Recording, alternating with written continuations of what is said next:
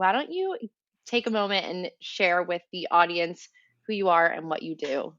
Well, what I do is a really complex question, as with kind of anyone in this space. But there's what I say I do, and then what I really do. Okay. So what I say I do is I do brain science of communication. I help organizations communicate. But what I really do is I help people see themselves in the dichotomy of judgment versus curiosity. Um, and that applies everywhere in personal relationships, in work relationships, in stranger relationships, in Facebook relationships, and I help people realize how often we jump to judgment when we perceive things Mm. differently. And I'm a nerd for brain science, so I'm consuming a lot of brain science research and translate it to real human speak. Wow, I love that so much. I'm curious, what's like the most interesting piece of research or research project going on right now that you're aware of?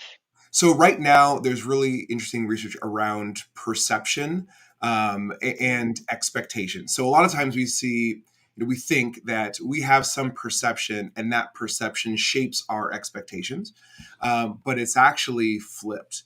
And so, if we have an expectation of something, then we are more likely to perceive it.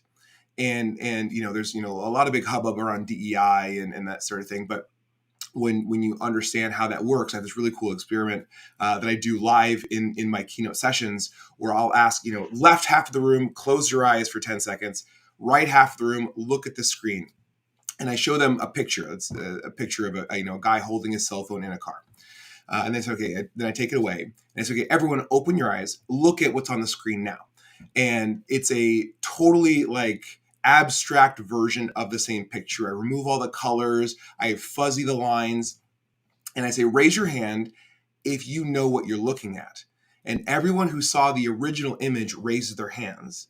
And everyone who had their eyes closed are like, I have no idea what I'm looking at. They cannot perceive it at all. That's wild. And they're looking at the other side of the room like, how the heck is this possible? And because I gave them something to expect, they were able to perceive it. And I mean, the implications of that are so powerful, especially in the workplace, especially in leadership. It's like, oh my gosh, there is so much that we're moving toward that we don't even know that we're moving toward it because we have some Mm. expectations.